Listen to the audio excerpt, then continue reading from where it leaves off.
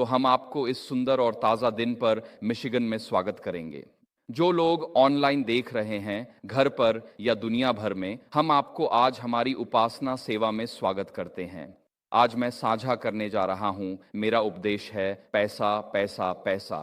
मैं इसके बारे में साझा करना चाहता हूं क्योंकि पैसा जीवन में एक बहुत महत्वपूर्ण चीज़ है और हम सभी, अधिकांश लोग अधिक पैसा चाहते हैं। लेकिन पैसे का अंत समय में एक भूमिका है। और इसलिए मेरा आज का संदेश पैसे की भूमिका पर केंद्रित होगा और यह इस धार्मिक स्वतंत्रता सप्ताहांत के दौरान दिए गए अन्य वार्ताओं से जुड़ा हुआ है। आज दोपहर ईवा टॉम्पकिंस, न्यूयॉर्क की एक वकील, वह हमारे साथ साझा करेंगी कि सीबीडीसी क्या हैं, वे कैसे काम करते हैं और वे हमें और हमारी धार्मिक स्वतंत्रताओं को जल्द ही कैसे प्रभावित करेंगे जब हम एक डिजिटल काल कोठरी में प्रवेश करेंगे। लेकिन आज इस सुबह मैं पैसे के बारे में बात करना चाहता हूं और ये कैसे जानवर के निशान से संबंधित है और हम इन कठिन समय में कैसे जीवित रहेंगे। क्योंकि मैं नहीं चाहता कि आप इस संदेश से डर की भावना के साथ जाएं। मैं चाहता हूं कि आप इस संदेश से एक नई दृढ़ संकल्प के साथ जाएं कि आप बढ़ती अंधकार के बीच एक मोमबत्ती जलाएं। और इस वास्तविकता में एक नई आस्था के साथ कि यीशु ने वादा किया है, मैं तुम्हें कभी नहीं छोड़ूंगा और नहीं त्यागूंगा और मैं हमेशा तुम्हारे साथ हूं युग के अंत तक। ये मान्यता कि उपहार वर्ष 2000 में नहीं रुकते बल्कि आशीर्वाद देने के लिए है। जब तक प्रायश्चित की अवधि समाप्त नहीं हो जाती, अगर भगवान उपहार देते हैं तो उनके पास हम सभी के लिए एक कार्य है। तो पैसा, पैसा और साहब पैसा वह है। आज हमारी यात्रा, हम पहले अर्थहीन निशान और गायब होते डॉलर को देखेंगे, फिर स्वर्गीय मुद्रा पर विचार करेंगे, उसके बाद हम अपने निष्कर्ष पर आएंगे। तो जैसा कि हम सभी बहुत दर्दनाक रूप से जानते हैं, हमने पिछले 3 वर्षों में किसी न किसी रूप में मुद्रास्फीति का अनुभव किया है। क्या ये सच है? हाँ, ये सच है। आप जिस भी देश से आज ये कार्यक्रम देख रहे हैं, आपने अपने देश में मुद्रास्फीति का अनुभव किया है। कई लोगों ने उस मुद्रास्फीति के कारण अविश्वसनीय आर्थिक कठिनाई का अनुभव किया है, जिसने उन्हें प्रभावित किया है। मुद्रास्फीति के स्तर देश देश में भिन्न रहे हैं। उदाहरण के लिए तुर्की देश में उन्होंने पिछले कुछ वर्षों में 60 से 100% के बीच मुद्रास्फीति का अनुभव किया है। इसने उस राष्ट्र के बड़े हिस्से को गरीब बना दिया है और उनके मध्यम वर्ग और उनके व्यापारिक कर्मचारियों को पूर्ण दरिद्रता और गरीबी में धकेल दिया है। सभी के लिए जीवन यापन की कुल लागत बढ़ गई है और जैसे जैसे जीवन यापन की लागत बढ़ती है, वैसे वैसे आपकी आय का वास्तविक मूल्य घट गया है। क्या आप मुझसे सहमत हैं? हाँ, धन्यवाद। मुद्रास्फीति का समाज पर विनाशकारी प्रभाव पड़ता है, विशेष रूप से हाइपर इन्फ्लेशन का, जिसे परिभाषित किया जाता है। मुद्रास्फीति जो मासिक 50-65 से अधिक की मूल्य वृद्धि के साथ चलती है। अब तक दर्ज इतिहास में हाइपर इन्फ्लेशन के 23 मामले हुए हैं और फ्रांसीसी क्रांति को छोड़कर ये सभी पिछले 100 वर्षों के भीतर हुए और ये सभी अर्थव्यवस्थाएं शामिल थीं जिनकी मुद्रा किसी भी वस्तु जैसे सोने से जुड़ी नहीं थी। और एक फिएट मुद्रा वह होती है जिसे केंद्रीय बैंक द्वारा केंद्रीय बैंक की इच्छा से जारी किया जाता है और अंततः इसके पीछे कुछ भी समर्थन नहीं होता। यह इसलिए जीवित रहती है क्योंकि लोग इसे मूल्य और बाजार में इच्छाओं के संयोग के रूप में देखते हैं। यह एक आर्थिक वाक्यांश है। इसका क्या मतलब है? यदि आप एक आलू किसान हैं और आप अपने घर में एक नई खिड़की लगवाना चाहते हैं, तो आप बाजार जाते हैं और आपके पास कुछ 100 पाउंड आलू होते हैं। आपको यदि पैसे चीज नहीं होती, तो आपको एक खिड़की निर्माता और विक्रेता ढूंढना होगा जो आपको कुछ आलू के बदले कुछ कांच बेचने के लिए तैयार हो। पैसा बाजार में स्नेह के रूप में कार्य करता है। मैं अपने आलू डॉलर वाले को बेचता हूं और उन डॉलर से मैं कांच खरीदता हूं। पैसा आर्थिक उस चीज की व्यवस्था करता है, इच्छाओं का संयोग, और यदि आपके पास पैसे से दोहरा संयोग नहीं है तो आप वस्तु विनिमय तक सीमित होते हैं और उन लोगों को खोजने की संभावना जो आपकी जरूरत पूरी कर सकें कम हो जाती है। मैं अगले सप्ताह पापुआ न्यू गिनी जा रहा हूं। जिस एयरलाइन से मैं उड़ान भर रहा हूं उसके मुझे कुछ पाउंड आलू के बदले पापुआ न्यू गिनी और वापस के लिए हवाई टिकट देने की संभावना लगभग शून्य है। और इस प्रकार पैसा समाज में एक मूल्यवान कार्य करता है। लेकिन मुद्रास्फीति कैसे होती है? खैर, यहां यह सामान्य सिद्धांत है। आप तब शुरू करते हैं जब किसी अर्थव्यवस्था को आंतरिक रूप से खराब और अविवेकपूर्ण आर्थिक नीतियों से या बाहरी रूप से युद्ध, व्यापार विवाद या महामारी जैसी चीजों से प्रभावित किया जाता है। यह आर्थिक उत्पादन में कमी की ओर ले जाता है। यह बदले में सरकार के लिए कर राजस्व की हानि का मतलब होता है। सरकारें कर राजस्व खोना पसंद नहीं करती, वे हमेशा बढ़ती हुई धनराशि खर्च करना चाहती हैं। इसीलिए वे कर राजस्व में कमी को पूरा करने के लिए पैसे छापने की ओर रुख करती हैं। यह फिर मुद्रा आपूर्ति की अधिकता की ओर ले जाता है। और जब आपके पास बहुत अधिक पैसा होता है मौलाना, जो बहुत कम वस्तुओं का पीछा करता है, तो आप मुद्रास्फीति के रूप में जाने जाने वाले स्थिति में पहुंच जाते हैं। और जब लोग मुद्रास्फीति का अनुभव करते हैं तो वे अपनी मुद्रा पर विश्वास खोने लगते हैं। जब लोगों के पैसे का मूल्य घट रहा होता है तो बचत की पारंपरिक सद्गुण अब प्रतिकूल हो जाती है। आप बैंक में पैसे क्यों बचाएंगे जो आपको 1% ब्याज दे रहा है जब मुद्रास्फीति 10% पर चल रही है? यह समझ में आता है कि आप अपनी मजदूरी प्राप्त करें और तुरंत खर्च कर दें, तुरंत, ताकि आपके जेब में उस पैसे से जितनी अधिक खरीद शक्ति प्राप्त की जा सके। और पैसे बचाने का कोई मतलब नहीं है, जो कि दुनिया भर में समाज का एक पारंपरिक सद्गुण है। क्योंकि मुद्रास्फीति के प्रभाव के कारण तो लोग अपनी मुद्रा पर विश्वास खो देते हैं। वे अब बुरे समय बचत नहीं करते। वे अपनी तनख्वाह को खर्च करना सीखते हैं ताकि खरीद शक्ति खोने से बचा जा सके। और अगर हर कोई कार्य करता है और जब आप अपनी मजदूरी प्राप्त करते हैं तो आप इसे खर्च कर देते हैं, तो पैसे की गति बढ़ती है। अगर मुझे पहली तारीख को तनख्वाह मिलती है और मैं उसी दिन खर्च कर देता हूं और बाकी सभी लोग भी अपनी राशि पहली तारीख को खर्च कर देते हैं, मुद्रास्फीति पर क्या प्रभाव पड़ता है? जब सभी एक साथ खर्च करते हैं तो यह एक आत्मपूर्ति भविष्यवाणी बन जाती है। जब आपको लगता है कि मुद्रास्फीति है तो तुरंत खर्च करना तर्कसंगत है। और जब सभी तुरंत खर्च करते हैं तो यह कीमतों को बढ़ा देता है और इससे अधिक मुद्रास्फीति होती है। इसलिए जब आपको अगली तनख्वाह मिलती है तो आप फिर तुरंत खर्च करते हैं। यह एक आत्मपूर्ति भविष्यवाणी बन जाती है और मुद्रा नियमित रूप से अपनी मूल्य खोने लगती है। लेकिन जब हम मुद्रास्फीति के लक्षणों पर ध्यान केंद्रित करते हैं तो हम सभी बढ़ती कीमतों, गैसोलीन की लागत की शिकायत करते हैं। यदि आप पिछले 3-4 वर्षों से अमेरिका में किराए के मकान में रह रहे हैं तो आपने देखा होगा कि किराए की कीमतें आसमान छू रही हैं। किराए की कीमतें बहुत बढ़ गई हैं। लोगों को अब किराए और भोजन के बीच चुनना पड़ रहा है। किराए की कीमतें बहुत अधिक बढ़ गई हैं। जब मुद्रास्फीति आती है, हाँ, हमारे पास बढ़ती कीमतें होती हैं, हाँ, हमारे पास जीवन यापन की लागत में वृद्धि होती है। लेकिन मुद्रास्फीति का कारण कीमतों का बढ़ना नहीं है, यह लक्षण है। कारण है आपकी मुद्रा का अवमूल्यन और अपमान। यही समस्या है। जैसा कि एक लेखक ने इसे इस तरह से कहा, यदि आप किसी राष्ट्र को नष्ट करना चाहते हैं तो पहले उसकी मुद्रा को भ्रष्ट करना होगा। इसलिए एक समाज की रक्षा की पहली किलेबंदी ध्वनि मुद्रा होनी चाहिए। मुद्रास्फीति की समस्या यह नहीं है कि कीमतें बढ़ रही हैं, बल्कि मुद्रा का अवमूल्यन हो रहा है। और मुद्रा का अवमूल्यन होता है तब आप एक मानव के रूप में अवमूल्यित होते हैं। मैं ऐसा क्यों कहता हूं? यदि आपने 2019 में 1000 प्रति माह कमाए और वह जीवन के लिए पर्याप्त था, तो अब 2024 में आपको वही वस्तुएं लेने के लिए 1-200 प्रति माह जुटाने की आवश्यकता है। इसका मतलब है कि आपको 4 साल पहले के समान परिणाम के लिए 20% अधिक मेहनत करनी होगी, या आपको अपने जीवन स्तर में 20% की कमी स्वीकार करनी होगी। इसका मतलब है कि आपकी मेहनत, आपके कौशल मुद्रास्फीति के साथ क्षीण हो रहे हैं। समाज में आपके योगदान का मूल्य मुद्रास्फीति के साथ घट रहा है और आप उस बिंदु पर पहुंच जाते हैं, और कई लोग उस बिंदु पर पहुंच चुके हैं जहां वे कहते हैं, काम करने का कोई मतलब नहीं है, जैसे मेरे कौशल मुझे जीवन के लिए आवश्यक वस्तुओं की टोकरी प्रदान नहीं करते। तो आपके कौशल, आपकी योग्यताएं, आपकी रोटी कमाने की क्षमता और अपने सिर पर छत के लिए भुगतान करने की क्षमता, ये सब मुद्रास्फीति के साथ क्षीण हो रहे हैं।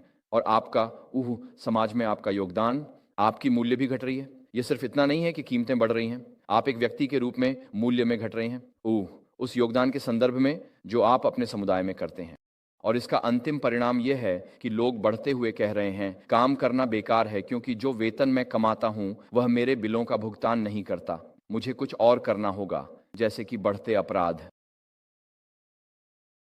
मुद्रास्फीति सिर्फ कीमतों में वृद्धि नहीं है। यदि इसे अनियंत्रित छोड़ दिया जाए तो यह किसी भी समाज को नष्ट कर देगी और प्रणालीगत और अनसुलझी मुद्रास्फीति का आघात उस राष्ट्र को आर्थिक अधिनायकवाद और झूठी पूजा के लिए तैयार करता है जहां विवेक की स्वतंत्रता से इनकार किया जाता है। मैं आज सुबह इसका एक प्रमुख उदाहरण बताने जा रहा हूं जिसका आज संयुक्त राज्य अमेरिका में हो रही घटनाओं से समानता है, और मैं जर्मनी के वाइमर गणराज्य के बारे में बात करने जा रहा हूं। प्रथम विश्व युद्ध के अंत से 1923 तक और जर्मन मार्क का पतन। तो 1914 में प्रथम विश्व युद्ध छिड़ गया। ब्रिटिश और जर्मन दोनों ने त्वरित विजय की उम्मीद की थी। 1914 में हर कोई गा रहा था हम क्रिसमस तक घर आ जाएंगे, गई, लेकिन आधुनिक युद्ध और खाई युद्ध की वास्तविकता सामने आई और 1916 तक ब्रिटिश और जर्मन दोनों अर्थव्यवस्थाएं गंभीर संकट में थीं। जर्मनी में त्वरित विजय न मिलने पर जर्मन अधिकारियों ने युद्ध को वित्त पोषित करने के लिए स्वर्ण मार्क को छोड़ने का निर्णय लिया, जिससे आप जर्मन केंद्रीय बैंक में एक मार्क जमा कर सकते थे और एक निश्चित मात्रा में सोना प्राप्त कर सकते थे। क्योंकि उन्हें हथियारों और गोला बारूद के लिए धन की आवश्यकता थी, उन्होंने मुद्रण प्रेस चालू करने और जर्मन मार्क छापने का निर्णय लिया। उन्होंने युद्ध आरण उठाना शुरू किया। उन्होंने जर्मनी की जनता से कहा, यदि आप हमें यह पैसा देंगे जिसे हम संयुक्त राज्य अमेरिका में युद्ध बांड कहते हैं, हम आपको इस बांड पर ब्याज देंगे और इतने वर्षों के बाद यह परिपक्व हो जाएगा। और कई देशभक्त जर्मन नागरिकों ने जर्मन बांड खरीदे, जैसे अमेरिका में लोगों ने WWI में युद्ध बांड खरीदे। यह आपका देशभक्ति कर्तव्य था। उन्होंने युद्ध रण उठाए, उन्होंने पैसा छापा और उन्होंने मार्क के स्वर्ण मानक को छोड़ दिया।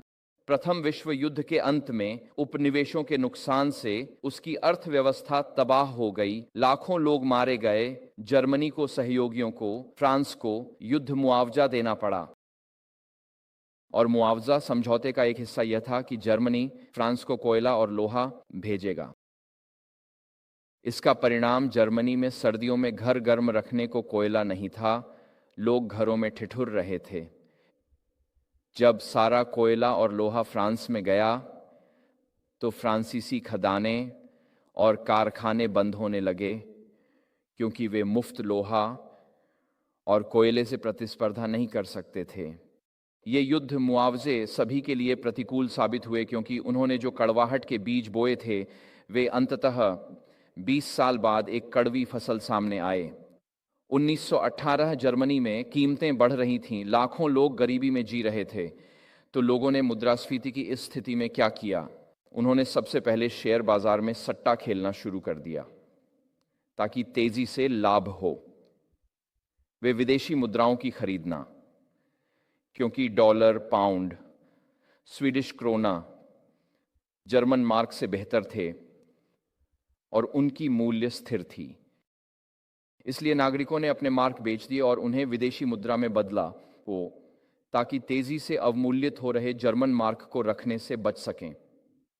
व्यक्तिगत नागरिक तर्कसंगत निर्णय ले रहे थे और इस प्रक्रिया में वे राष्ट्रीय आपदा को और बढ़ा रहे थे।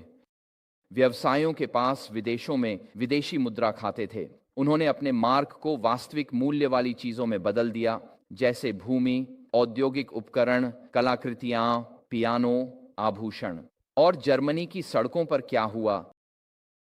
खैर, अगर आप अपना इतिहास जानते हैं तो आप जानते हैं कि जर्मन सरकार को कम्युनिस्ट अधिग्रहण का डर था और जब अर्थव्यवस्थाएं ढहती हैं, सम्मा तो दाएं और बाएं दोनों ओर चरम राजनीतिक दलों का उदय होता है। दैनिक सड़क लड़ाइयां होती थीं जिनमें दक्षिणपंथी राष्ट्रवादी मिलिशिया, जिन्हें कभी कभी फ्री कॉर्प्स या फ्री कॉर्प्स कहा जाता था, और कम्युनिस्ट समूह जैसे स्पार्टासिस्ट शामिल होते थे। वहां नागरिक अशांति थी।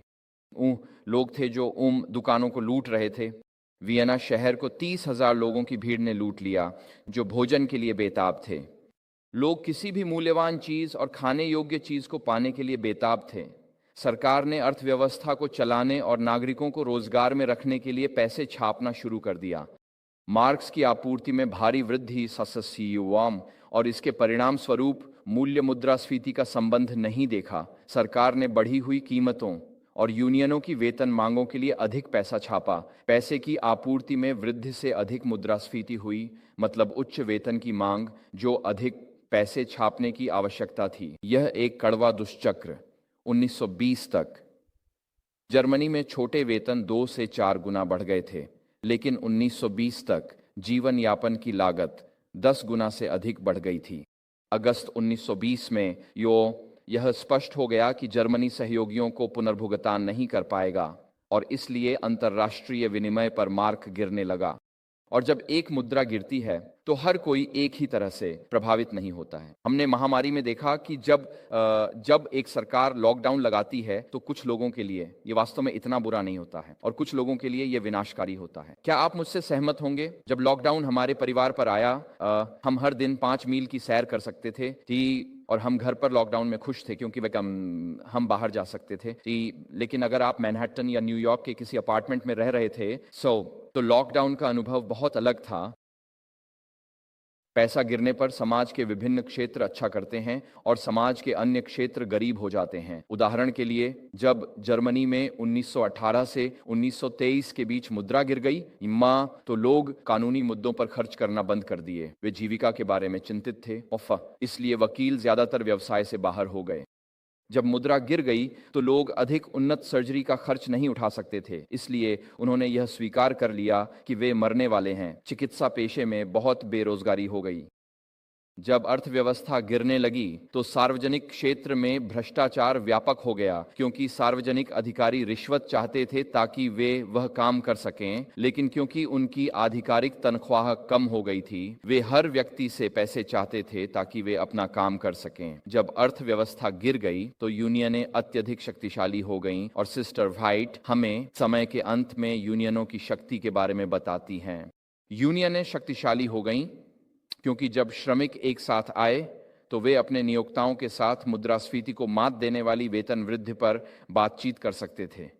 वेतन हर 2 हफ्ते दिए जाने लगे और 1923 तक वेतन साप्ताहिक आधार पर दिया जाने लगा और कुछ मामलों में लोगों को दैनिक आधार पर भुगतान किया जाने लगा।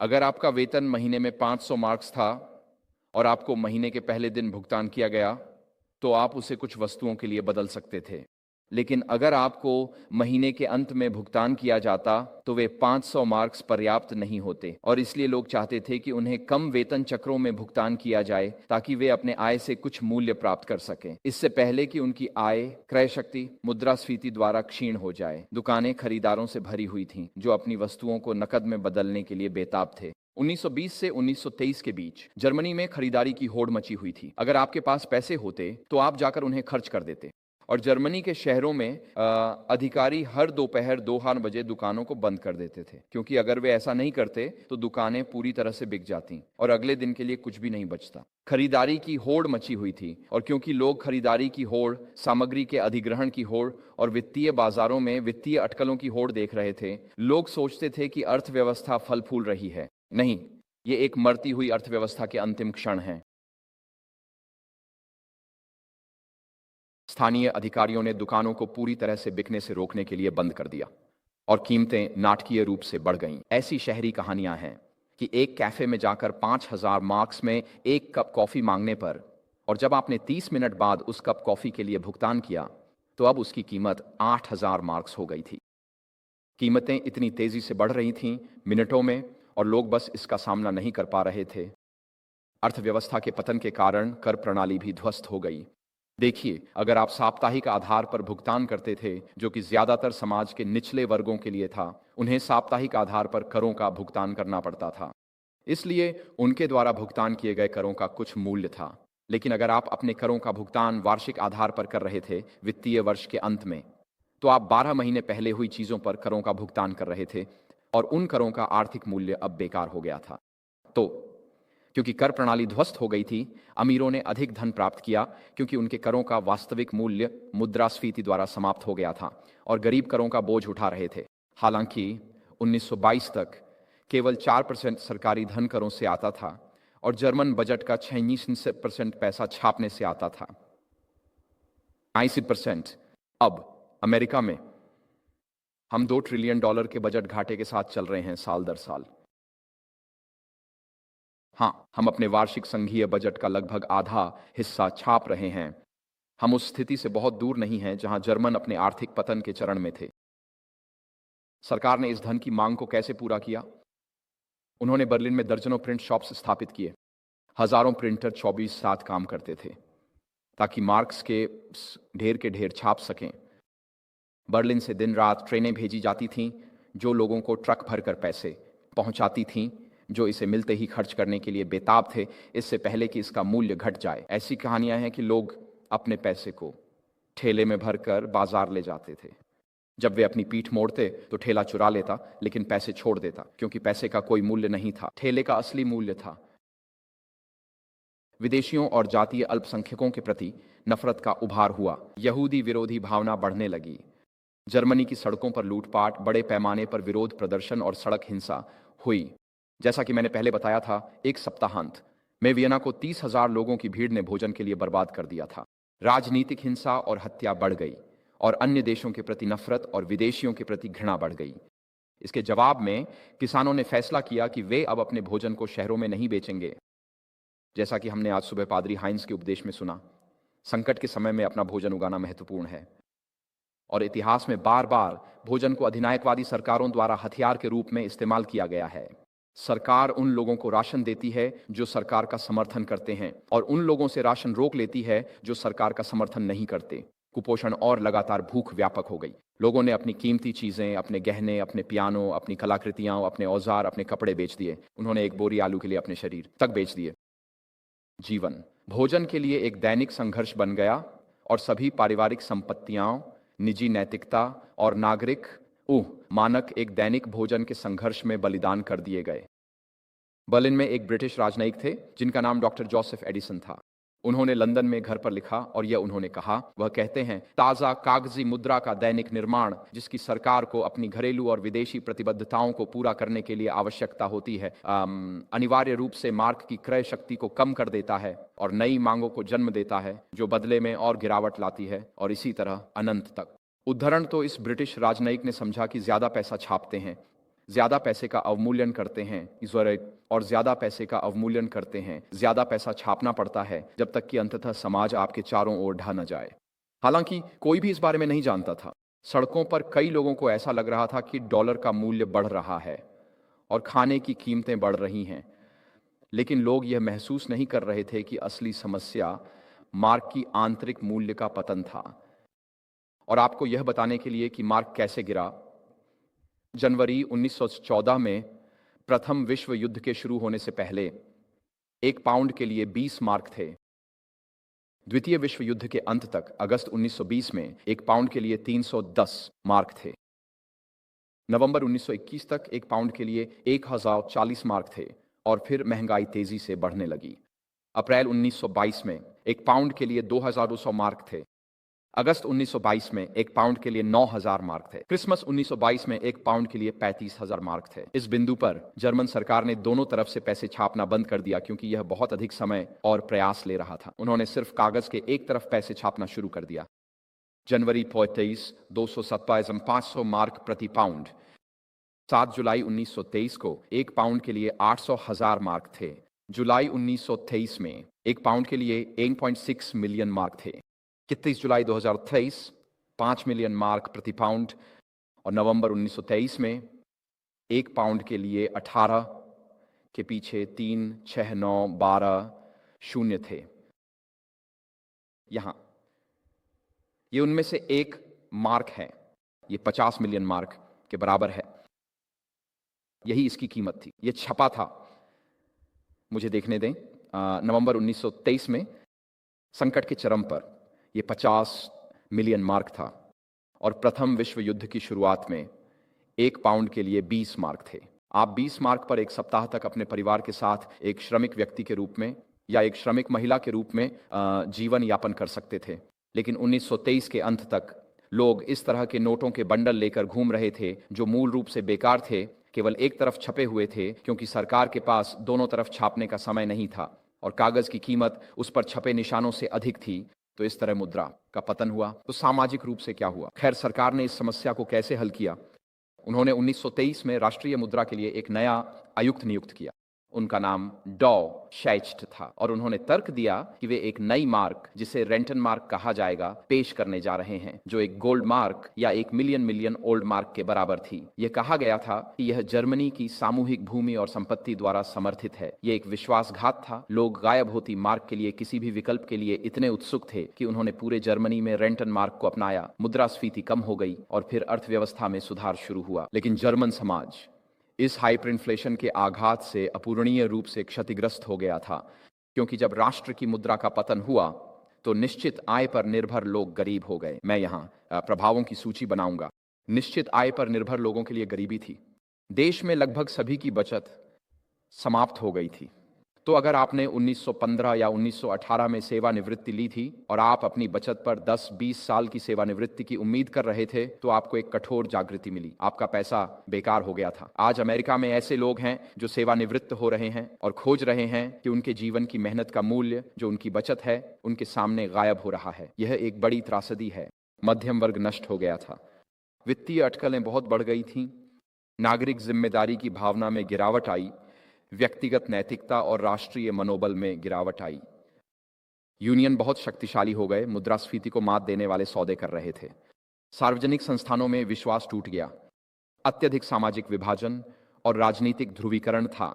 राजनीतिक रूप से केंद्र ध्वस्त हो गया और लोग चरम दक्षिणपंथियों या चरम वामपंथियों को वोट देने लगे, क्योंकि उनके पास स्पष्ट समाधान लगते थे। सड़कों पर भीड़ हिंसा थी। दुकानों की लूटपाट बिना सजा के रह गई।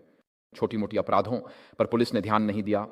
हर नागरिक के लिए रोजाना खाने के लिए भोजन ढूंढना एक दैनिक संघर्ष था। यहूदी विरोधी और सामान्य रूप से विदेशियों के प्रति शत्रुता में वृद्धि हुई। कुपोषण और भूखमरी पूरे देश में फैल गई। यह सिर्फ शारीरिक कुपोषण नहीं था, बल्कि एक आध्यात्मिक भूखमरी थी जो पूरे देश में फैल गई और चरमपंथी राजनीतिक दलों के समर्थन में वृद्धि हुई।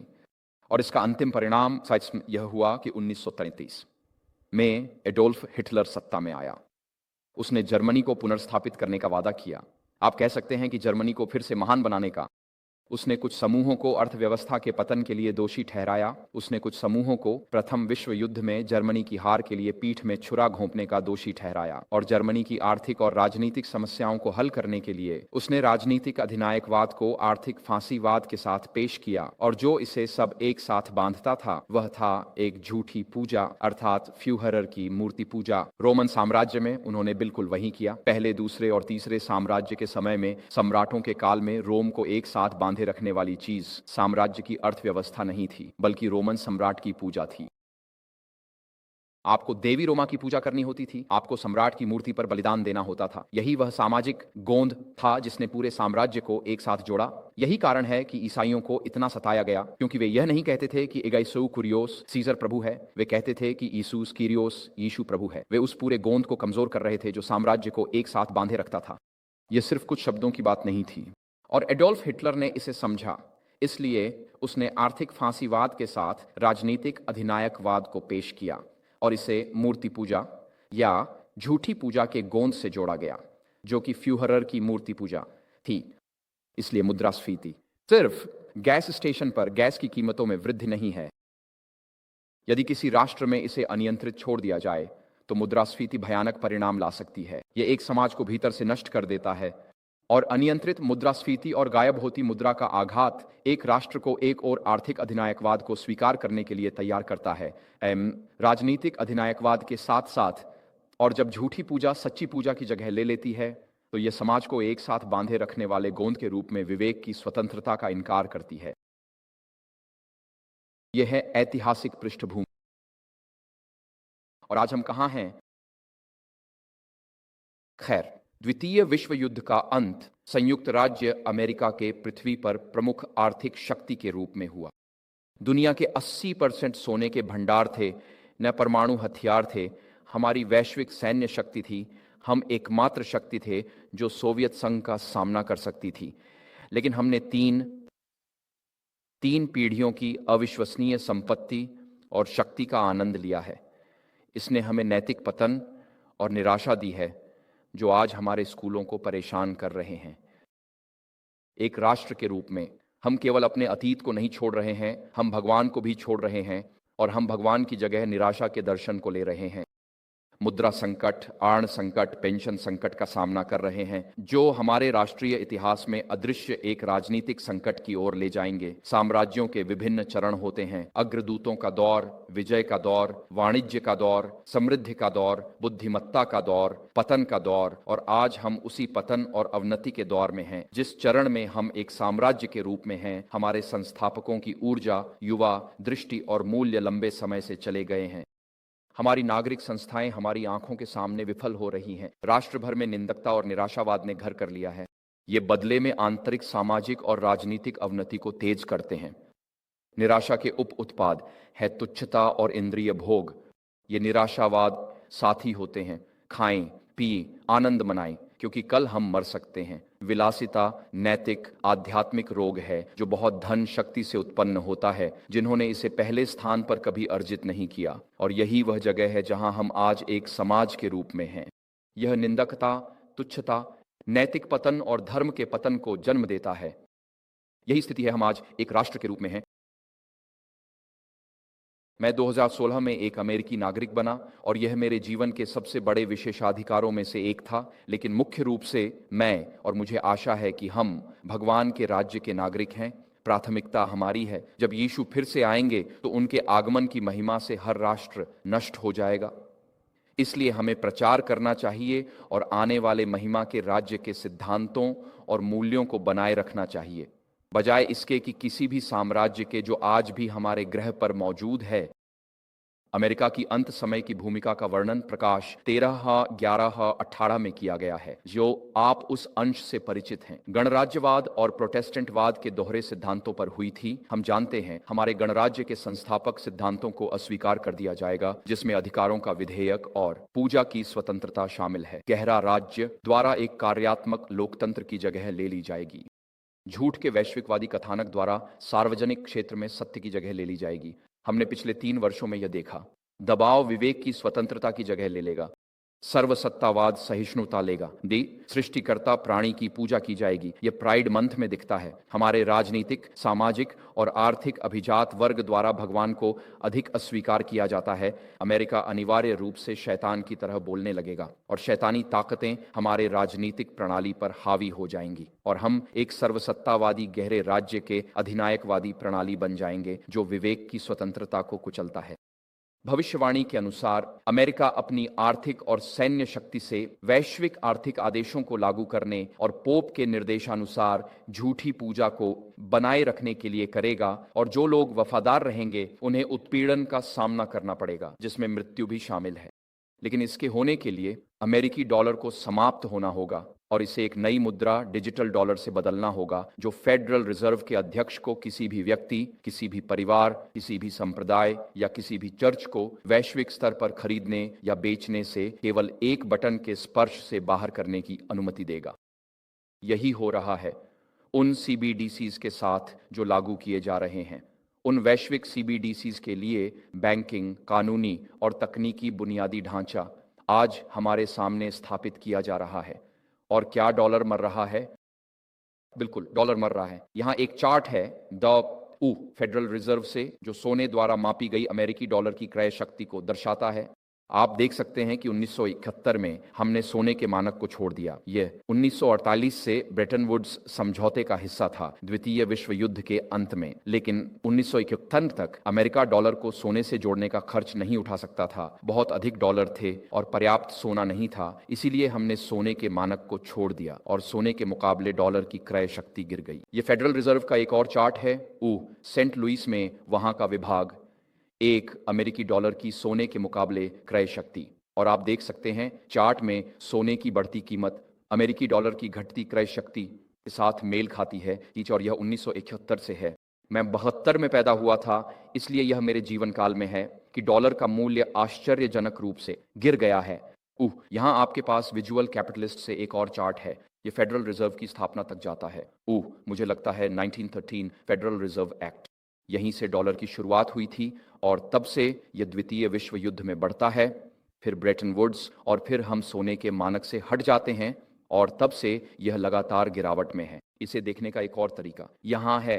यह फिर से अमेरिकी क्रय शक्ति और प्रचलन में मुद्रा है। वहां की लाल रेखा प्रचलन में डॉलर की मात्रा है। और जैसा कि आप देख सकते हैं, धन की मात्रा, धन आपूर्ति बढ़ती जा रही है और जैसे जैसे धन आपूर्ति बढ़ती है वैसे वैसे डॉलर का मूल्य घटता जाता है। अगर आप सेवानिवृत्त हैं और सरकार अचानक 200 ट्रिलियन छाप देती है तो इसका मतलब है कि आपकी बचत का मूल्य काफ़ी गिर रहा है। हर बार जब सरकार 200 ट्रिलियन छापती है तो यह उन डॉलर का अवमूल्यन करता है जिन्हें आपने अपने जीवन काल में बचाया है, ताकि आप अपनी सेवानिवृत्ति के दौरान उन पर निर्भर हों। यहाँ हाल ही में फेडरल रिजर्व से एक चार्ट है। ये सभी फेडरल रिजर्व की वेबसाइट पर हैं। यह अमेरिका में 1960 से लेकर 2021 तक की मुद्रा आपूर्ति है और आप देख सकते हैं कि मुद्रा आपूर्ति में नाटकीय वृद्धि हुई है, विशेष रूप से 2010 के बाद से। और महामारी के दौरान मुद्रा आपूर्ति में भारी वृद्धि हुई थी। ये कोई आश्चर्य की बात नहीं है कि जब हम अचानक से ट्रिलियन डॉलर छाप रहे हैं तो हमें मुद्रास्फीति हो रही है। यहाँ फेडरल रिजर्व से एक और चार्ट है। ये शहरी उपभोक्ताओं के लिए उपभोक्ता मूल्य सूचकांक दिखाता है। ये है 1931, यह मानक है जब यह 100 पर है और इसलिए 1980 से पहले चार्ट पर आप देख सकते हैं कि वहाँ 1981 है, वह 100 का निशान है। तो उससे पहले वहाँ 1940 के दशक से 1980 तक मूल्य मुद्रास्फीति थी और फिर शहरी मूल्य मुद्रास्फीति मुद्रा आपूर्ति में वृद्धि के साथ लगातार बढ़ती है और 1920 के बाद से यह तेजी से बढ़ गई है। तो राजनेता अपने वादे करते हैं लेकिन हम लोग इसकी कीमत चुकाते हैं। फेड राष्ट्रीय आहरण के लिए संघीय सरकार का ब्याज व्यय ओलिस्पा, मैं चाहता हूं कि आप इसे ध्यान से देखें। फिर से 1980, मैंने वहां क्या किया, मुझे एक चार्ट पीछे जाना है, मुझे यहां एक स्लाइड पीछे जाना है। यहां हमारे ब्याज भुगतान हैं, वे 1990 में बढ़ने लगे। यहां बहुत सारे विदेशी युद्ध आ रहे थे और फिर हमने महामारी के दौरान एक बड़ा इजाफा देखा। और ये इतना क्यों बढ़ गया है? खैर, क्योंकि हमने बहुत सारा पैसा छापा। सरकार ने अर्थव्यवस्था में पैसे की मात्रा को कम करने के लिए ब्याज दरें बढ़ा दी और जैसे ही सरकार ब्याज दरें बढ़ाती है वे ब्याज भुगतान में बहुत अधिक पैसा खर्च करने लगते हैं। अब अंतर्राष्ट्रीय ब्याज भुगतान शायद राष्ट्रीय बजट में खर्च का सबसे बड़ा मद है और अगर आप सिर्फ अनुमानों को देखें तो 5 या 10 वर्षों के भीतर शायद राष्ट्रीय सरकार के बजट में केवल ब्याज भुगतान ही होगा, जो आपको बताता है कि अर्थव्यवस्था ढह जाएगी। तो हम अपने अमेरिकी डॉलर के संदर्भ में उज्जवल भविष्य नहीं देख रहे हैं। जर्मनी की तरह हमारी मुद्रा आपूर्ति में भारी वृद्धि हमारी मध्यम वर्ग को समाप्त कर रही है और यह हमारी मुद्रा को खत्म कर रही है। हमारा कर्ज बेकाबू है, हमारा कर्ज 34 ट्रिलियन है, पर हमारी बिना वित्त पोषित देनदारियां, मेडिकेयर, मेडिकेड, सामाजिक सुरक्षा, सैन्य सेवानिवृत्ति लाभ, वह बिना वित्त पोषित देनदारी 180 ट्रिलियन से अधिक है। असल में हम एक राष्ट्र के रूप में दिवालिया हैं। दुनिया इसे जानती है और इसलिए वे जितनी जल्दी हो सके डॉलर का उपयोग कम कर रहे हैं। चीन अब तेल के लिए भुगतान डिजिटल युआन में करता है, अब डॉलर में नहीं। हम दिवालिया हैं और बाकी दुनिया इसे जानती है। अमेरिकी ट्रेजरी से ट्रेजरी बॉन्ड दुनिया भर में बेचे जा रहे हैं और हमारी मुद्रा मर रही है। दुनिया भर की सभी फिएट मुद्राएं मर रही हैं, कुछ अन्य की तुलना में तेजी से मर रही हैं। और मुझे विश्वास है मेरे शास्त्र अध्ययन के आधार पर कि जैसे 1920 के दशक के जर्मनी में वाइमर गणराज्य में मरते हुए डॉलर को बदलने के लिए एक नई मुद्रा होगी। इसे महान रिसेट और सीबीडीसी के रूप में जाना जाता है। यह आर्थिक फांसीवाद और राज्य प्रायोजित झूठी पूजा को सुगम बनाएगा, जिसके बारे में हम प्रकाशित वाक्य 13/11/18 में पढ़ते हैं। लेकिन इस बार इसका वैश्विक प्रभाव होगा। तो स्वर्गीय मुद्रा के बारे में क्या? मुझे लगता है कि हम सभी यहाँ बैठे सोच रहे हैं, खैर हम इसके बारे में क्या करें, हम कैसे जीवित रहेंगे, मेरे पास परिवार है जिसे खिलाना है, इस संकट के बीच में भगवान कहाँ है। खैर, आज हमें कैसे जीना चाहिए? पहली बात जो मैं कहूँगा वह यह है कि हमें डर में नहीं झुकना चाहिए, हमें डर में नहीं जीना चाहिए। यीशु ने इसे इस तरह वर्णित किया, उन्होंने कहा, सूर्य, चंद्रमा और तारों में संकेत होंगे और पृथ्वी पर समुद्र और लहरों की गर्जना से भ्रमित राष्ट्रों के बीच संकट होगा। लोग डर और आने वाली दुनिया की आशंका से बेहोश हो जाएंगे, क्योंकि स्वर्ग की शक्तियां हिलाई जाएंगी। तब वे मनुष्य के पुत्र को बादल में शक्ति और महान महिमा के साथ आते देखेंगे। तो अब जब ये चीजें होने लगती हैं, जब लोगों के दिल डर से धड़कने लगते हैं और प्राकृतिक दुनिया हमारे चारों ओर पागल होती दिखती है, तो यीशु के अनुयायियों के रूप में हमारी प्रतिक्रिया क्या होनी चाहिए? हमें खड़ा होना चाहिए, अंशिप हमें अपने सिर उठाने चाहिए क्योंकि हमारी मुक्ति निकट आ रही है। क्या कोई आमीन कह सकता है? हमें डर में नहीं जीना चाहिए क्योंकि हम कहानी का अंत जानते हैं जिसमें एक नया आकाश और एक नई पृथ्वी है और एक अविनाशी अमर शरीर हम में से प्रत्येक के लिए आ रहा है और हम स्वर्ग में सोने की सड़कों पर चलेंगे, इससे पहले कि हम नीचे नई पृथ्वी और नए आकाश में नए घर बनाएं। इसीलिए हम कहानी के एक शानदार अंत की ओर देख सकते हैं और हमें अपने दिलों को उस डर से नहीं चलाना चाहिए जो आज हमारे बाजारों और समाजों को चला रहा है।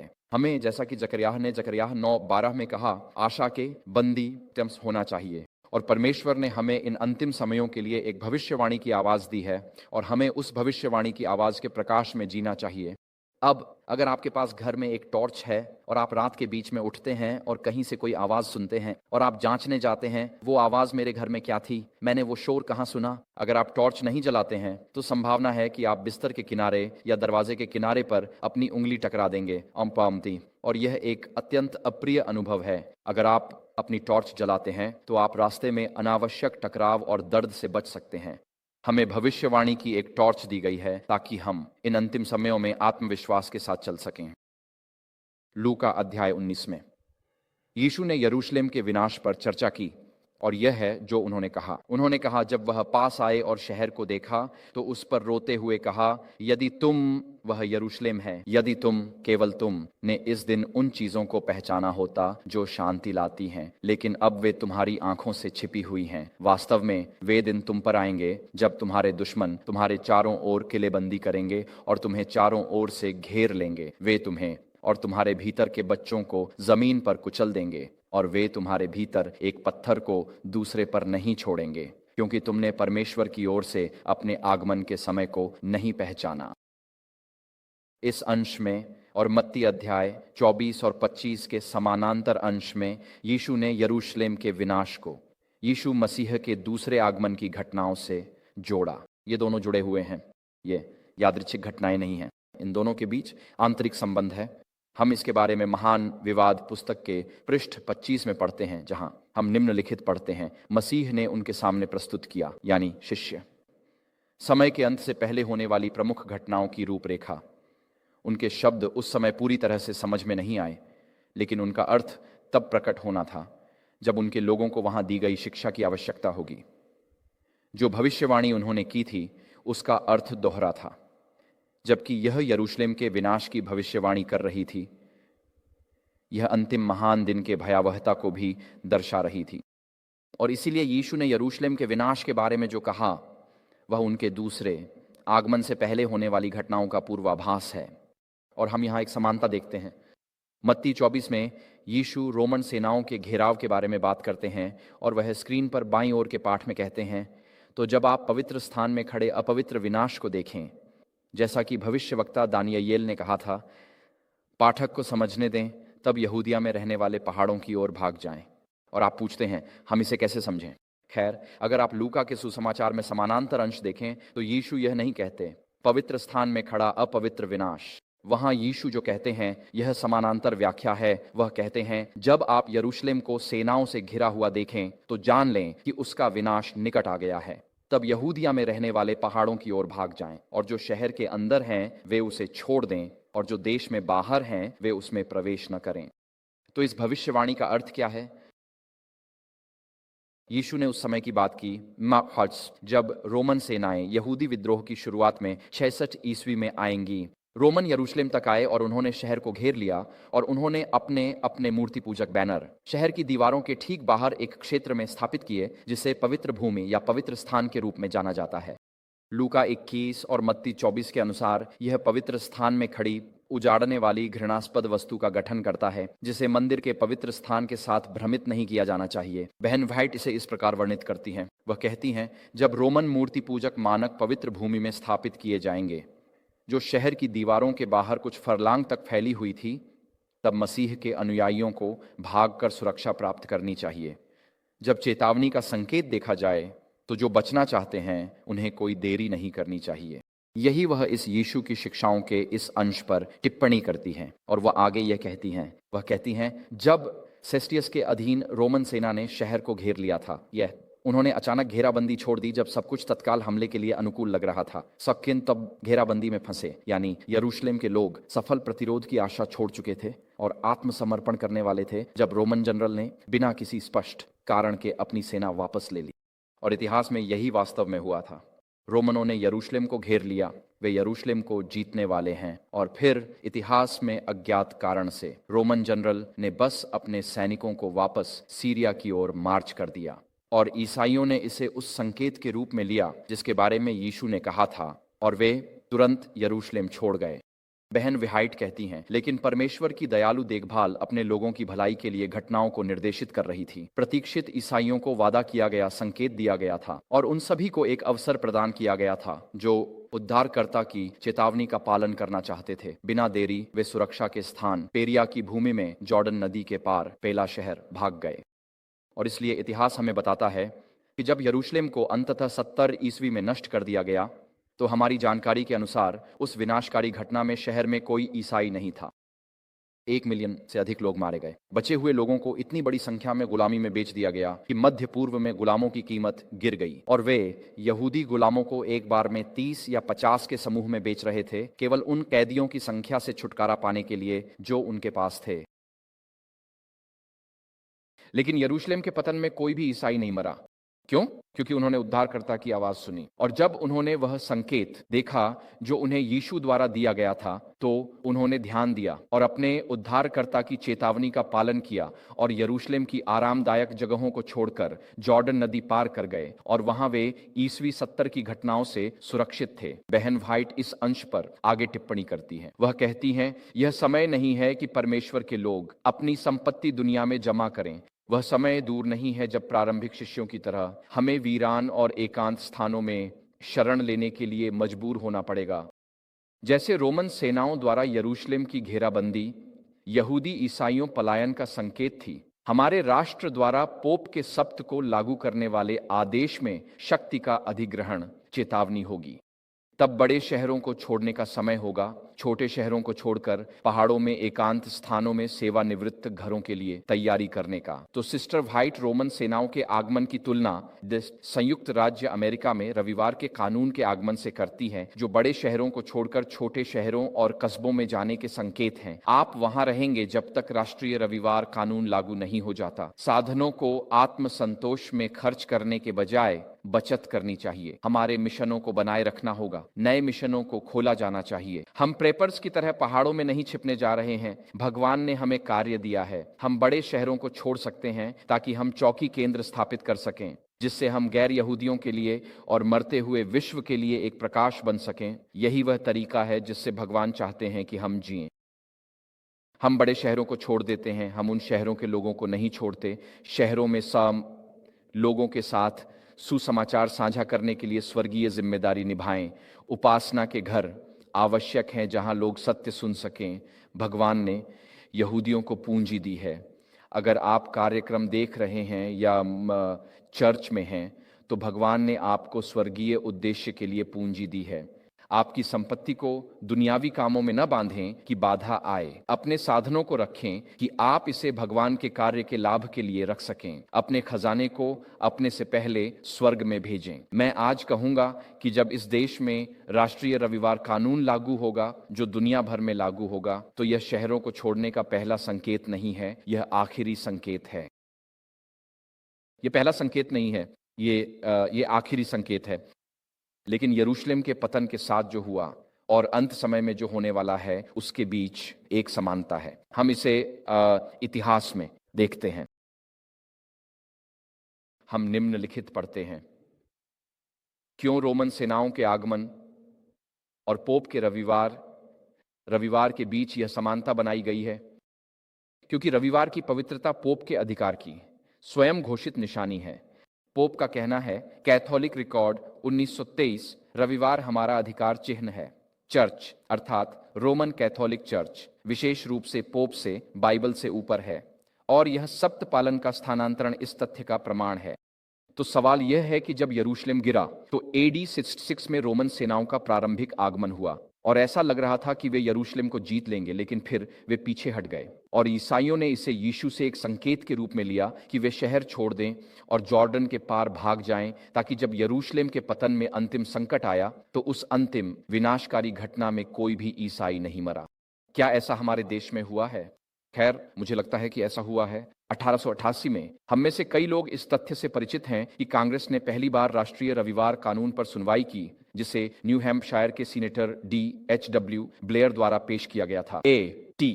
जोन्स को मिनियापोलिस जीसी सत्र द्वारा 3 लोगों के एक प्रतिनिधिमंडल का नेतृत्व करने के लिए चुना गया था, जो कांग्रेस में शिक्षा और श्रम पर सीनेट समिति के सामने उपस्थित होंगे और जीसी से उद्धरण देंगे। वोट जीसी ने धार्मिक स्वतंत्रता के हित में ब्लेयर बिल की हार सुनिश्चित करने के लिए हर उचित प्रयास करने के लिए वोट दिया और बिल विफल हो गया और वह रविवार कानून का अंत था। नहीं, ऐसा नहीं था। एक और रविवार कानून तुरंत आया, जो कानून में पारित हो गया, लेकिन हम इसके बारे में बात नहीं करते।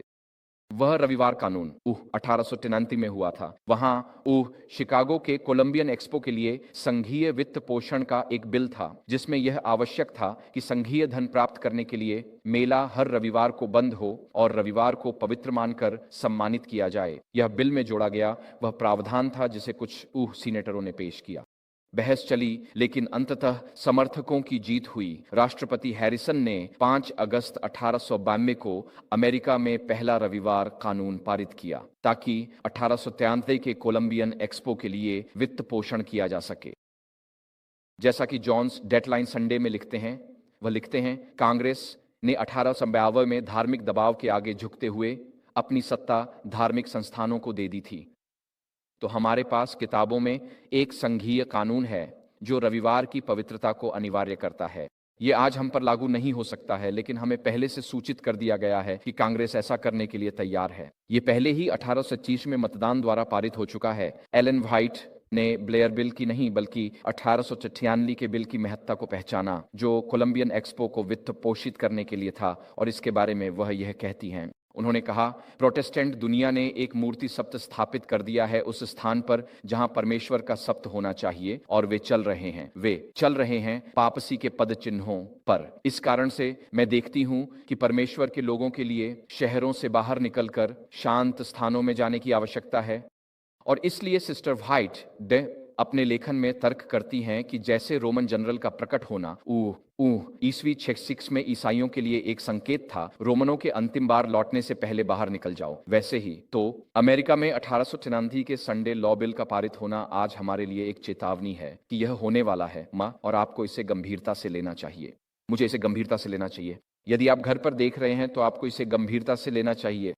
यह महत्वपूर्ण है कि हम अपने इतिहास को जानें। बिना हमारे इतिहास के बिना लंगर के हैं और हम भाग्य या झूठ की हवाओं से उड़ सकते हैं जहां भी इस दुनिया की शक्तियां हमें उड़ाना चाहें।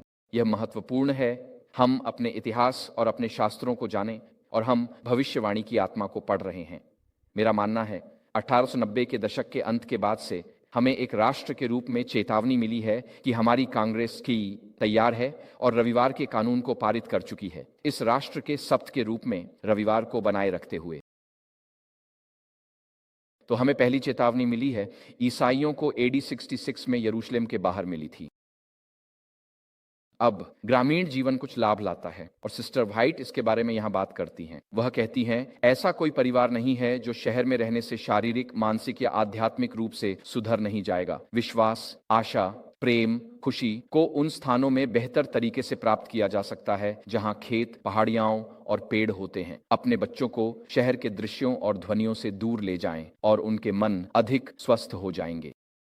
आप जानते हैं, अगर आप शहर में रहते हैं तो आज ऐसे लोग हैं जो मानते हैं कि दूध वॉलमार्ट से आता है। आज ऐसे लोग हैं जो मानते हैं कि आलू आपके स्थानीय किराना स्टोर से आते हैं। आज ऐसे लोग हैं जो वास्तव में नहीं जानते कि आपको उन फसलों को उगाने के लिए किसानों और रसोई के बागवानों की आवश्यकता होती है जिन्हें आप रोजाना खाते हैं, कि बर्गर किंग अपने बर्गर और बंस के लिए गेहूं का उत्पादन करता है। ऐसे लोग हैं जो वास्तव में यह नहीं जानते, जब आप शहर में रहते हैं तो आप कृषि चक्रों से अलग हो जाते हैं, इसलिए आप अपने सृजनकर्ता से भी अलग हो जाते हैं। जब आप कृषि चक्रों में होते हैं और आपको शुरुआती बारिश और बाद की बारिश की समझ होती है और आप धूप, बारिश इनिया समझते हैं। हाथी, तो आप अपने स्वर्गीय पिता पर अधिक निर्भर हो जाते हैं कि आपके पास आने वाले वर्ष के लिए भोजन हो। लेकिन जब आप शहरी वातावरण में रहते हैं और जो कुछ भी आपको मिलता है वह वॉलमार्ट या किसी भी सुपरमार्केट से आता है, तो आपके और आपके स्वर्गीय पिता के बीच एक अलगाव है। आप अपने दैनिक जीवन में उनकी महत्ता नहीं देखते क्योंकि वॉलमार्ट की अलमारियों पर हमेशा सामान होता है। दूसरा लाभ जो हम पाते हैं वह यह है कि ग्रामीण जीवन शैतानी प्रेरित हिंसा से बचाता है। हम 1903 के जीसी बुलेटिन में पढ़ते हैं, ये शहर, अमेरिका के शहर, हर प्रकार की दुष्टता से भरे हुए हैं, हड़तालों, हत्याओं और आत्महत्याओं के साथ। शैतान उनमें है, विनाश के उनके कार्य में लोगों को नियंत्रित कर रहा है। यचेख्वा उसकी प्रभाव में वे केवल मारने के लिए मारते हैं और यह वे अधिक इसाम से अधिक करेंगे। इसके विपरीत हम इस लेखन की सीधी पूर्ति देखते हैं। हमारे शहर कानून विहीन हिंसक स्थान बनते जा रहे हैं। आजकल सही दिमाग वाले कुछ ही लोग जानबूझकर किसी बड़े अमेरिकी शहर में जाना चाहेंगे। दुनिया में हत्या के हॉटस्पॉट उनमें से कई हमारे प्रमुख शहरों में हैं और अपराध और कानून विहीनता बहुत है। छोटे दुकानदार जानते हैं कि उन्हें लूटा जा सकता है, इसलिए दुकानें बंद हो रही हैं। हमारे प्रमुख शहरों में खाद्य मरुस्थल हैं और कई प्रवासी समुदाय पीड़ित हैं क्योंकि वे आवश्यक स्वस्थ भोजन नहीं प्राप्त कर सकते, जो हिंसा नियंत्रण से बाहर शैतानी प्रेरित हिंसा का परिणाम है। गांव में रहने का एक और लाभ सुसमाचार का प्रसार करता है। मैं इस पर ध्यान देना है। बहन व्हाइट कहती हैं, जाओ और उन स्थानों में प्रभाव के केंद्र स्थापित करो जहां कुछ भी या लगभग कुछ भी नहीं किया गया है। अपनी एकीकृत भीड़ को तोड़ो, प्रकाश की बचाने वाली किरणों को फैलाओ और पृथ्वी के अंधेरे कोनों में प्रकाश डालो। और मैं इस चर्च में बोलना चाहता हूं, लगभग 10 साल पहले पादरी केली खड़े हुए और उन्होंने एक उपदेश दिया और उस उपदेश में उन्होंने कहा, यह जेट 200 फीट ऊंचाई पर है, उड़ रहा है या उतर रहा है।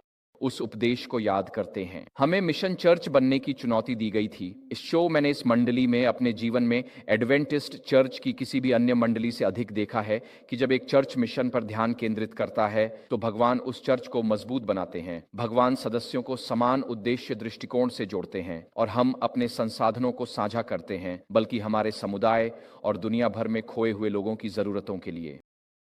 तो अगर आप किसी ऐसी मंडली से कार्यक्रम देख रहे हैं, कहीं संघर्ष कर रही हो, तो न कहें हमें अपने ऊपर खर्च करने पैसे चाहिए। धन जुटाएं, अपने समय और उपहारों का उपयोग अपने समुदाय को सहायता करने में करें। वो प्रभाव के केंद्र स्थापित करने के बारे में जानबूझकर काम करें। हम नई स्वास्थ्य सेवा शुरू कर रहे हैं। हम वही कर रहे हैं जो हमारे समुदाय को आशीर्वाद देने का आदेश है, ताकि लोग जानें, सप्त के दिन ही नहीं बल्कि सप्ताह के हर दिन, कि हम आपकी परवाह करते हैं। और यीशु मसीह के अनुयायियों के पास एक उपचार मंत्रालय है जो आपके जीवन के सभी क्षेत्रों को छूता है। सबसे अच्छा है मिशन, आउटरीच और प्रचार पर ध्यान केंद्रित करना।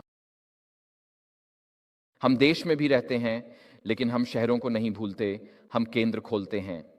मैं पूर्वी केंटकी में था, वहाँ रेड रिवर आउटपोस्ट और बड़ा क्षेत्र है। उनके पास कृषि है, उनके पास स्वास्थ्य है, उनके पास वेलनेस कार्यक्रम है, निरंतर प्रचार है। हर महीने आकर आशीर्वाद प्राप्त करते हैं और भगवान के बारे में सीखते हैं। और इसलिए हम शहरों में लोगों को छोड़ने के लिए ग्रामीण इलाकों में नहीं जाते। हम इन परिधीय क्षेत्रों को स्थापित करते हैं ताकि हम शहरों में लोगों को शाश्वत सुसमाचार के साथ आशीर्वादित कर सकें। प्रभाव के केंद्र स्थापित करने हैं, लेकिन हमें दुनिया के अंधेरे कोनों में बचाने वाली प्रकाश की किरणों को फैलाना है। गांव जीवन आपको अंत समय की समस्याओं के लिए तैयार करता है, जब न खरीदना होगा और न बेचना। प्रभु ने कहा है कि परिवारों को शहरों से दूर ले जाकर अपनी आवश्यकताएं खुद उगाएं। भविष्य में खरीदने और बेचने की समस्या बहुत गंभीर होगी। शहरों से बाहर ग्रामीण क्षेत्रों में चले जाओ, जहां आप दुश्मनों के हस्तक्षेप से मुक्त रहेंगे। और लोग पूछते हैं, खैर ग्रामीण क्षेत्र क्या है? अगर आप शिकागो से आते हैं, बेरियन स्प्रिंग्स एक ग्रामीण क्षेत्र है। अगर आप बेरियन स्प्रिंग्स में पले बड़े हैं, शायद आपके लिए ग्रामीण अलास्का एक ग्रामीण क्षेत्र है। कोई स्पष्ट माप नहीं है कि ग्रामीण क्षेत्र क्या है, तखे, लेकिन हम सभी जानते हैं कि एक बड़ा शहर क्या है। और हम यह भी जानते हैं कि आज यहाँ तक कि धर्मनिरपेक्ष अमेरिकी भी अमेरिका के शहरों से भाग रहे हैं, क्योंकि हिंसा, अपराध और शहरी विघटन। लेकिन सिस्टर व्हाइट हमें सलाह देती हैं कि हमें अपनी खुद की आवश्यकताएं उगाना सीखना चाहिए। मेरा मानना है कि चर्चों को वास्तव में अपने सदस्यों को किचन गार्डन कैसे उगाएं, यह सिखाना चाहिए। जब जोसेफ स्टालिन की मृत्यु हुई तो सोवियत संघ में खाद्य संकट था और बड़े पैमाने पर भूखमरी की संभावना थी। इसलिए ख्रुश्चेव ने उन्होंने कुछ कानून पारित किए और कहा कि हर सोवियत नागरिक को इतने वर्ग मीटर का एक छोटा किचन गार्डन रखने की अनुमति है। ये एक बहुत ही छोटा भूमि का टुकड़ा था, जैसे 20 वर्ग मीटर, बहुत छोटा। और जब उन्होंने इसकी अनुमति दी तो यह सोवियत प्रणाली, निजी बाजार, पूंजीवाद पहला पुनः प्रवेश था। छोटे किचन गार्डन थे जिन्होंने 1960 दशक में सोवियत संघ को भूखमरी से बचाया। सोवियत संघ के पूर्व देशों में जा सकते हैं, खिड़कियों पर विंडो बॉक्स होते हैं जहां ज़रूरत की जड़ी बूटियां उगाते हैं, पोषक तत्वों और कैलोरी के बारे में चिंतित होते हैं। पूरे साल के लिए कैलोरी नहीं उगा सकते, लेकिन विंडो बॉक्स में साल भर के पोषक तत्व उगा सकते हैं। ख्रुश्चेव ने इसे पहचाना और लोगों को जड़ी बूटियां और सब्जियां उगाने की अनुमति देकर सोवियत संघ को भूखमरी से बचाया।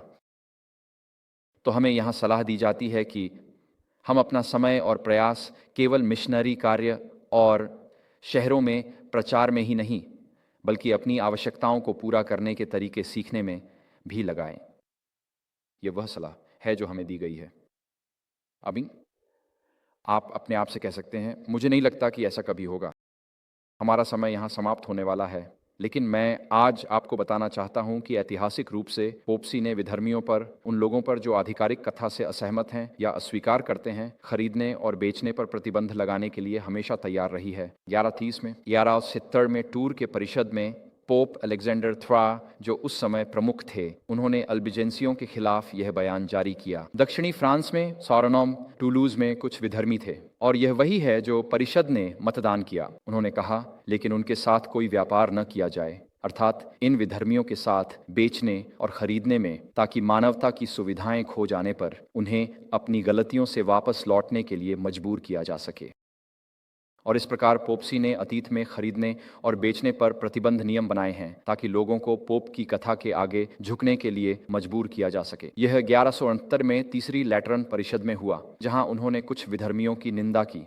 उन्होंने कहा, एक विशेष समूह उनके रक्षकों और शरण देने वालों को शापित किया जो पोप के अधीन और अस्वीकृत है। आप चर्च नहीं जा सकते, बपतिस्मा नहीं ले सकते, दफन नहीं हो सकते, और इसलिए आपको अनंत नरक की आग के लिए निंदा की जाती है। यह एक गंभीर बात है जो पोपाई अपने धार्मिक दृष्टिकोण के तहत कर रही है, और एक शाप के तहत यह मना करना कि कोई भी उन्हें अपने घरों या अपनी ज़मीनों में रखने का साहस न करे, उनका समर्थन न करे या उनके साथ कोई व्यापार न करे। पोपाई ने पहले से कम 2 अवसरों पर उन लोगों के खिलाफ खरीदने और बेचने की पाबंदियां जारी की हैं जो पोपाई दृष्टिकोण से असहमत हैं। तो ये मत सोचिए कि ये फिर से नहीं होगा। और 20वीं सदी का इतिहास, जब मौत का सबसे बड़ा कारण बंदूकें नहीं बल्कि सरकारें थीं, ये सच है। 20वीं सदी में सरकारों ने करोड़ों लोगों को मारा। मौत का सबसे बड़ा कारण सरकारें थीं, और हर तानाशाही सरकार अपने समर्थकों के लिए खाद्य आपूर्ति को सीमित करती है। और यदि आप प्रमुख दृष्टिकोण से असहमत हैं, तो आपको जीवन की मूलभूत आवश्यकताओं से वंचित कर दिया जाएगा। न खरीदो, न बेचो शक्तिशाली है। हम केवल खुद को धोखा दे रहे हैं यदि हम सोचते हैं कि यह अंतिम संकट में नहीं आएगा उन लोगों के खिलाफ जो भगवान के प्रति वफादार हैं और जो भगवान के कानून और उसकी निरंतर पवित्रता का समर्थन करते हैं। तो निष्कर्ष में मैं क्या कहना चाहता हूं? मुद्रास्फीति, जहां से हमने अपनी यात्रा शुरू की थी, अगर इसे रोका नहीं गया तो यह किसी भी राष्ट्र को नष्ट कर देगी। द्वितीय विश्व युद्ध से पहले के जर्मनी में मार्क का पतन और एक नई मुद्रा में परिवर्तन ने राजनीतिक अधिनायकवाद, आर्थिक फांसीवाद और झूठी पूजा के लिए मार्ग तैयार किया। इस स्क्रीन पर बाईं ओर देखें। मार्क के पतन ने नई मुद्रा, राजनीतिक अधिनायकवाद, बाय आर्थिक फांसीवाद, विवेक के बलपूर्वक पालन, झूठी पूजा, न्याय, फ्यूहरर की मूर्ति पूजा की ओर अग्रसर किया। और द्वितीय आगमन से पहले के संयुक्त राज्य अमेरिका में हमारी फिएट मुद्रा का पतन हमें रहस्योद्घाटन से पता है और देख रहे हैं। अधिनायकवाद नहीं देख रहे तो सो रहे हैं। हमारे डॉलर का पतन एक नई मुद्रा की ओर ले जाएगा। काम में है डीडीजी, डिजिटल डॉलर। राजनीतिक अधिनायकवाद का उदय, आर्थिक फांसीवाद का उदय, कुछ भी नहीं के मालिक होंगे और खुश रहेंगे, सोल्वेरासाइम, और विवेक पालन और झूठी पूजा की ओर। और अब लंबे समय तक नहीं होगा। फ्यूहरर की पूजा नहीं होगी, पशु के निशान की पूजा होगी। झूठी पूजा में फ्यूहरर नहीं, पोप होगा। निशान नहीं, पशु के निशान को शामिल करेगा, जो कि रविवार की पवित्रता है। एक बार फिर, जैसे कि 1930 के दशक के जर्मनी में विवेक की स्वतंत्रता को खतरा होगा। और एक बार फिर कुछ लोग होंगे जो परमेश्वर के प्रति सच्चे रहेंगे और अंत तक सहन करेंगे। लेकिन यीशु मसीह की अच्छी खबर यह है कि जो अंत तक सहन करेंगे वे बचाए जाएंगे। तो आप आज मैंने जो साझा किया है उसके बारे में क्या करने जा रहे हैं? खैर, मैं आज आपको प्रोत्साहित करना चाहता हूं कि आप परमेश्वर के साथ एक वाचा करें कि आप तूफान में एक मोमबत्ती जलाएंगे। मैं चाहता हूं कि आप आज फिर से यह महसूस करें कि यीशु ने आपसे कहा है, चाहे आप इस कार्यक्रम को कहीं भी देख रहे हों, मैं हमेशा आपके साथ हूं युग के अंत तक। मैं चाहता हूं कि आप याद दिलाएं कि आज परमेश्वर ने आपको अद्वितीय उपहार दिए हैं और वह आपसे उन उपहारों का उपयोग करने को कह रहे हैं। दुनिया में जो कहती है हम इस व्यक्ति को अपने ऊपर शासन नहीं करने देंगे, वह चाहता है आप उन उपहारों का उपयोग करें जिससे जब स्वामी महिमा में लौटे तो वह अपने वफादार सेवकों को आशीर्वाद दे, जो उसके लिए खड़े रहे, जो कहती है हम नहीं चाहते वह हम पर शासन करे। सुसमाचार को पृथ्वी के छोर तक साझा करना, चाहे लोग कहीं भी रह रहे हों। तो कई तरीके हैं जिनसे आप शामिल हो सकते हैं। आप जानते हैं, अगर आप कृषि के बारे में सोच रहे हैं तो मिड मिशिगन में ग्रेट लेक्स एडवेंटिस्ट अकादमी, जो मिशिगन कॉन्फ्रेंस द्वारा चलाई जाती है, वे हर साल कैंप मीटिंग सीजन में रसोई बागवानी कक्षाओं का परिचय देते हैं। और अगर आप इसके बारे में सीखना चाहते हैं तो हाइडी सैंडविक को लिखें। उनका ईमेल है, ये एक बढ़ती हुई सेवा है। हमने कुछ हफ्ते पहले अपने सप्त स्कूल में सुना था, आप सब्जी बाग या रसोई बागवानी करना नहीं जानते तो लोग आपको सिखा सकते और दिखा सकते। यदि यूट्यूब है तो रसोई बागवानी में सब कुछ सीख सकते हैं। हमारी चर्च में हमारे भाई क्रिस डिचिको हैं, जिनका सॉवर्सपर्स फार्म यहाँ से कुछ मील की दूरी पर है। वह अब कक्षाएं दे रहे हैं कि ग्रामीण संपत्तियों की पहचान कैसे करें और कौन से कौशल चाहिए। घर पर खेती, मौसम बंद करना और कवर फसल लगाना, ताकि आप यह सुनिश्चित कर सकें कि आप ज़मीन की देखभाल कर सकें, जैसे मिशिगन की सर्दियों में, और कैसे अपने मौसम को बढ़ाएं। आप उनसे संपर्क कर सकते हैं अगर आप कक्षाओं में शामिल होना चाहते हैं। उनके सोशल मीडिया प्लेटफॉर्म्स हैं जो आप देख सकते हैं, और यह उपदेश विलेज चर्च की वेबसाइट पर है। आज सुबह और दोपहर के लिए वार्ताएं भी हैं, डाउनलोड कर सकते हैं और लिंक देख सकते हैं। भगवान ने हमें अकेला नहीं छोड़ा।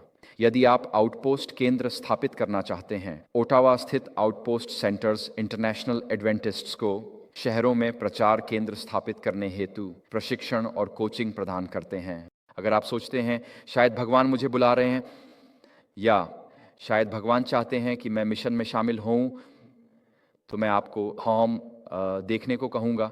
वे एएसआई के प्रमुख सदस्य हैं। यदि आप मिशनरी सेवा के लिए बुला रहे हैं, पहले करियर में सब हासिल कर लिया, घर का कर्ज चुका दिया, बच्चे घर छोड़ चुके, परिपक्व आध्यात्मिक उपहार और तकनीकी कौशल हैं, और वहाँ जाना चाहता हूँ जहाँ मसीह का प्रचार नहीं हुआ, तो AFH ऑनलाइन देखें या मुझे लिखें। हम आपको सेवा के लिए भेजेंगे जो पृथ्वी के 40% का प्रतिनिधित्व करते हैं। और यीशु तब तक वापस नहीं आएंगे जब तक कि कोई अप्राप्य जनजाति शेष नहीं रह जाती। तो हमारे लिए कुछ करने के लिए है। आज आपको प्रोत्साहित करता हूँ, निराशा में मत डूबो, खड़े होकर सिर उठाओ, क्योंकि हमारा उद्धार निकट आ रहा है। आगे का रास्ता कठिन होगा, लेकिन अंत जानते हैं, और वह है स्वर्गीय महिमा और सोने की सड़कों पर चलना। लड़ाई में शामिल हो जाओ, भगवान के लिए सक्रिय रहो। आज रात अपने घुटनों पर पूछो, हे स्वर्गीय पिता, मैं अपनी प्रतिभाओं और क्षमताओं से पृथ्वी के अंतिम दिनों में कैसे सेवा करूं? और यीशु के आगमन तक आपके कार्य अनंत काल तक अध्ययन किए जाएंगे, जब भगवान उसके जीवन से क्या करेंगे, जो पूरी तरह से सुसमाचार फैलाना चाहता था और मानवता के प्रति प्रेम को समर्पित था। आपका जीवन, आपकी सेवा उन निष्पाप प्राणियों के लिए चर्चा का विषय होगा जो यह जानना चाहते हैं कि 2023 में ग्रह पृथ्वी पर एक पवित्र जीवन के माध्यम से भगवान क्या कर सकते हैं। लड़ाई हो जाओ, भगवान आपके लिए स्थान और योजना है। भगवान ने हमें अपने भविष्यवाणी शब्द में मार्गदर्शन दिया है ताकि हम जान सकें कि इस दुनिया पर क्या आने वाला है। हमारे दिल डर के कारण कमज़ोर नहीं होने चाहिए। एडवेंटिस्ट हैं, यीशु आगमन की प्रतीक्षा कर रहे हैं, और केवल उन लोगों को अच्छी खबर है जो यीशु मसीह वफादार हैं। जैसा कि हमने पहले कहा था, हमें आशा के बंदी होना चाहिए। कहानी का अंत शानदार है। इसलिए मैं आपको चुनौती देता हूं कि संदेशों को प्राप्त कर उस प्रकाश में जिएं जो भगवान ने दिया है। जब यीशु आएंगे तो वह हमारे लिए आ रहे हैं।